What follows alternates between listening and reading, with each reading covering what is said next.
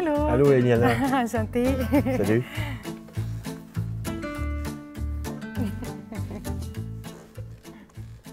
Je m'appelle Stéphane Tessier. Je suis né à Montréal-Nord en 1968. J'ai vécu dans des milieux très canadiens-français. Puis aujourd'hui, je vis dans un milieu très multiculturel. Je travaille beaucoup dans le milieu scolaire, des trucs comme ça. Fait que j'aime explorer. Fait que j'aime ça me lancer des défis. Je suis Eliana Sanchez.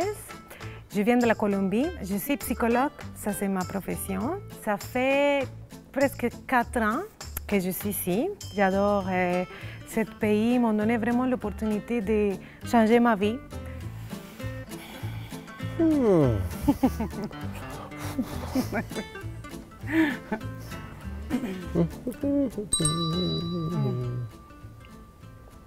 Bon, on commence? Ça fait 2 minutes déjà? Ben oui. C'est Non. ça que je... Mais j'attends. Bon, Ah tu ouais. commences?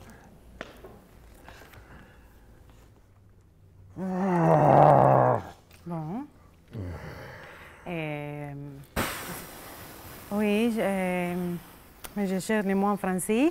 Là, mais je sais en espagnol. Là, Dis-le en espagnol. Ira. Non? C'est féminin. Oui, oui, tu es, hein? Je suis? Je suis agressif ou Oui. J'ai oublié le français dans une passage. Ben voyons donc. Regarde, mais oui, Ben, je sais que tu as deviné. C'est la colère. la colère. Ouais. On Est-ce que tu es en colère de ne pas avoir trouvé le mot? Non. Non. Est-ce que t'arrive des fois quand tu cherches un mot, tu es en colère? Non, plus dans la frustration. Plus la frustration. Ouais, Ah ouais, ouais, c'est ouais, ça. ouais. C'est nuance. C'est ça, mais pas en colère. Bon. Dessus? Inconfortable. Plate, je suis plate. J'aime pas. Ouais. Tu l'as, c'est l'ennui. Normalement, dans mon pays ou dans ma culture, la fête de la fin d'année de Noël sont vraiment comme on fait vraiment de la fête, on profite avec la famille. Donc, on a passé une fin d'année ici. Des amis nous ont invités. J'étais comme excitée pour passer la fin de T'étais l'année. partie pour... Exact. Mais quand je suis rentrée, c'était vraiment comme un funéraire. Tout le monde était comme dans les salons, tout le monde se regardait, il n'y avait pas de la musique. Je pense qu'ils regardaient comme un album de photos. Mais je disais à mon mari, bon, c'est la fête, non? Qu'est-ce qu'on fait ici? Oh my God, c'était vraiment différent. Je ne peux pas dire que toutes les familles sont comme ça, mais du côté de mon père, c'était un homme plate. Je l'aimais beaucoup, là, mais il était plate. À Noël, on fêtait toujours dans sa famille. Mais je me rappelle qu'on allait du côté de ma mère. C'était le monsieur qui jouait du violon. Oui. Ce jour de l'an, pour moi, ça a toujours été avec des amis. Okay. On va chez des gens qui invitent des amis, des choses comme ça, là, ça va... C'est pas la même chose. C'est pas la même chose. Mais en plus, là-bas, on écoute la musique des voisins, l'autre voisin, en face. Donc, c'est vraiment comme beaucoup de bruit. Et il y a des jeux d'artifice partout. Mais ici, tout le monde est en silence. C'est chez eux. Ouais. Aïe, aïe, aïe, c'est... Oh. Mais bon, c'est une autre façon de faire les choses. Ben oui, écoute. Donc, voilà. Okay. C'est une autre carte? Ah ouais. Bon. Nerveuse? Inquiète? Anxieuse?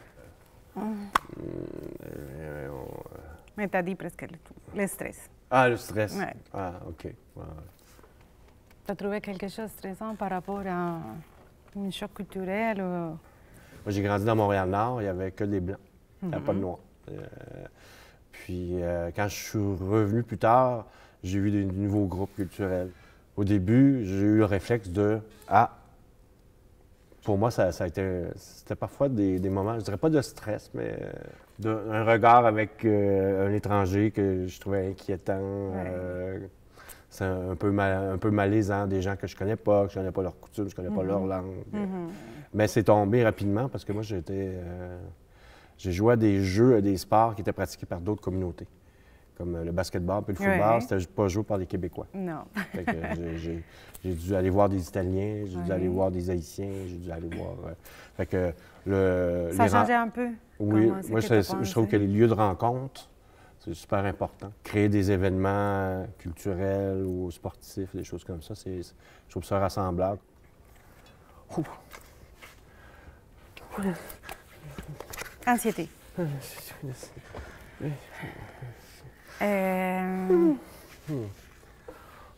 Inconfortable. Ouais, anxiété, agitation. Agitation. OK. Ouais. As-tu déjà été agité? Tu as l'air d'une personne calme, toi. Oui, mais je veux te dire que quand on ne parle pas bien le français, il y en a beaucoup d'émotions quand on n'est pas capable de se communiquer et de comprendre. Je pense qu'au début, tous les immigrants, on peut sentir un peu l'agitation, le stress, l'anxiété, la frustration à cause de ça. Parce que normalement, dans notre pays, on est une personne autonome qui fait le travail, bon, on fait beaucoup de choses, mais quand on arrive ici, on ne comprend pas et on n'est pas capable de demander, je ne sais pas, de l'eau ou c'est vraiment difficile. Des gestes simples, là? Oui. Oh, ouais. Donc, je dirais que dans ce moment-là, j'ai senti ça. Mais les Québécois sont vraiment ouverts. Donc, quand on voit qu'on essaye de parler français, qu'on essaye de comprendre quelque chose, ils sont toujours ouverts. Ils prennent le temps pour comprendre ce que je veux dire. J'ai trouvé ça magnifique, honnêtement.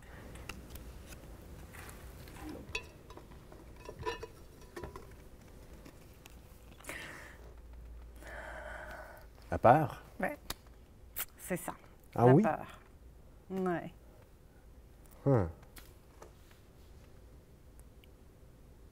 Tu as eu une expérience par rapport à ça? Oui. Une peur du jugement. Mes parents, c'était pas des gens intolérants, mais c'était des gens pas très éduqués. Moi, ma première blonde que j'ai eue dans ma vie, c'était une Haïtienne. OK. Puis, quand je l'ai ramenée à la maison, Wow. j'ai vu la face de mes parents. Puis ça, c'est... j'aime mes parents, là, mais j'avais honte cette fois-là. C'était... j'ai senti tout de suite une fermeture. Je savais que je ne pouvais pas dire que c'était ma blonde. Comme j'étais obligé de dire que... J'ai pas été assez fort pour me dire que c'était ma blonde, j'ai dit que c'est une amie. J'avais, c'était 16-17 ans. J'étais un jeune homme, j'étais moins sûr de moi, fait que j'ai pas osé défier mes parents. Toi, as-tu déjà eu une expérience comme ça? Mon premier emploi, Oui. j'avais peur à cause de la langue. De ne pas réussir? Oui. Aussi, les gérants, parce que je travaillais comme caissière dans une pharmacie, je ne comprenais pas qu'est-ce qu'ils me disaient, qu'est-ce qu'ils me demandaient. Donc, ils me demandaient, je ne sais pas, un stylo et j'ai envoyé un papier, des choses comme ça, parce que je ne comprenais pas le français. En plus, j'avais peur de lui. Donc, il me demandait quelque chose par téléphone et je répondais toujours toute une autre chose. Mais c'était juste la confiance en moi-même. Je disais toujours, je ne vais pas réussir, mon français n'est pas bon. Mais finalement, j'ai réussi. J'ai travaillé là-bas pas beaucoup de temps, mais le monsieur, à la fin, m'a remercié beaucoup pour mon travail. Et j'ai amélioré beaucoup mon français. Et les clients m'aimaient beaucoup. Donc, oui, c'était ça.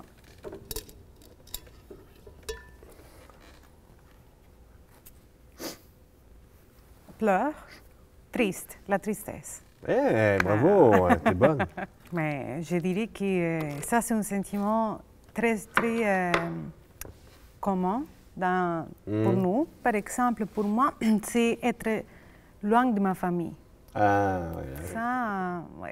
Quand on est venu ici, il n'y avait personne pour nous soutenir. Donc, ma famille me manque beaucoup. Bon, c'est normal. Mon grand-père est malade, par exemple. Des fois, il est très, très, très malade, donc je ne peux pas y aller tout de suite pour le voir. Une autre chose qui c'est difficile vraiment, c'est chaque fois que je voyage à la Colombie, je vois, par exemple, ma mère, chaque fois, elle est plus vieille. On ne le remarque pas quand on est toujours là. Exact. Mais... Mon neveu est plus grand chaque fois que je m'en vais. C'est vraiment... Déception. Échec. Regret. Frustration. Frustration. Ouais. Ça, c'est quelque chose que je vis quasiment tous les jours. Ça. Je vois du manque de civisme, manque de savoir-vivre, manque de patience. Je vois qu'il y a des gens qui ne veulent pas comprendre pourquoi il y a des gens, pourquoi ils viennent ici. Ils feraient pareil comme eux, s'ils seraient dans la même position pour améliorer leur sort. Je trouve souvent, par rapport à l'immigration, il y a un manque d'empathie. Puis qui vient d'un manque de compréhension, d'un manque d'effort. J'entends des discours qui sont, je sais pas, trop simples, qui expliquent des situations. Je sais pas, moi, j'ai perdu des amis à cause de ça. J'ai dit, tu penses comme ça? Fuck you. Ici, nous donne l'opportunité de grandir. Sauf que, oui, c'est pas facile, parce qu'on doit prendre une langue ou deux, parce que des fois, on a besoin aussi de l'anglais. À Montréal.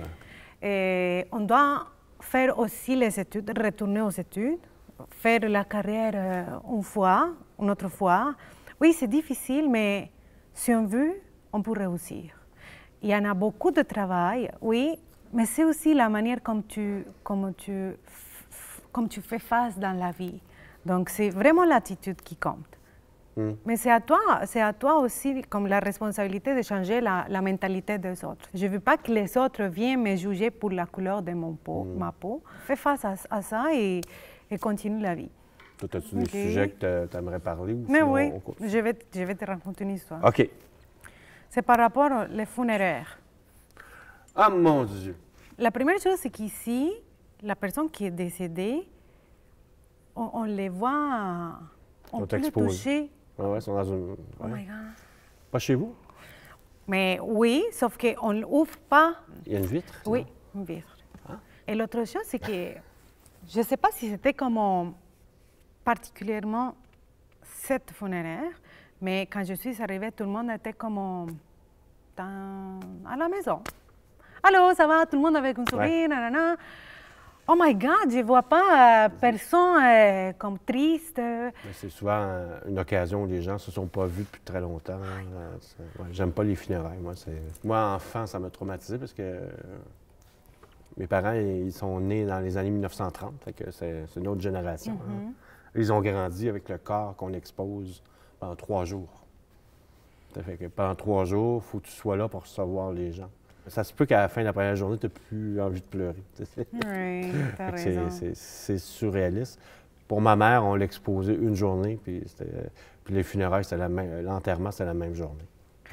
Oui, ça c'est une autre chose, parce que ici, on attend les funérailles. Bon, la personne est décédée aujourd'hui, on attend 15 jours pour faire les funérailles, et après, si c'est l'hiver, on doit les faire l'année. C'est quoi ça? Mais normalement, nous, on les fait tout de suite. Donc, si la personne est décédée aujourd'hui, on fait les funérailles maximum demain. Ça m'a choqué de savoir qu'on ne peut pas faire l'enterrement en hiver. Ben, le sol est trop dur. Oui, exact. On doit le faire une autre fois en printemps. On doit venir pour faire les... Oh non. Non. C'est courant chez vous, l'incinération? Oui. Maintenant, c'est vraiment...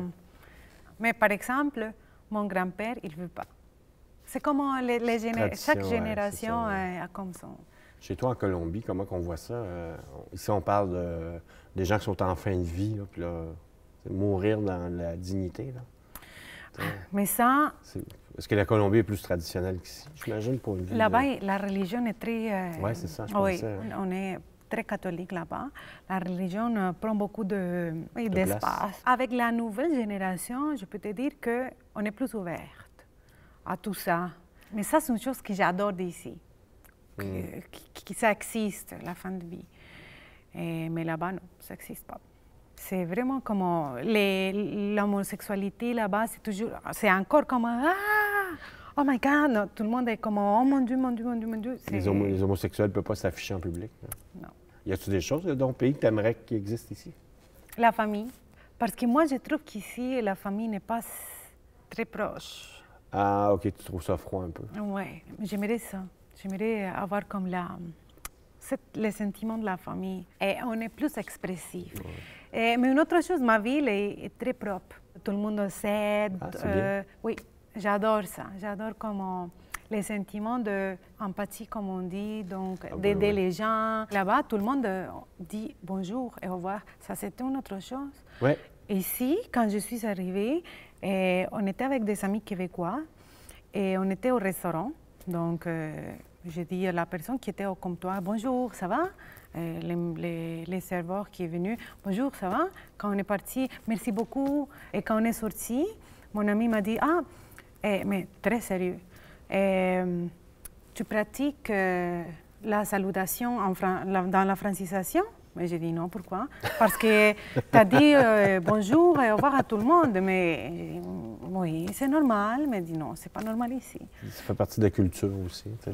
C'est ça moi, que je vois dans une culture. C'est quand quelqu'un arrive ou qui est de l'endroit, c'est un tout. Des fois, il y a des choses qui ne nous plaisent pas.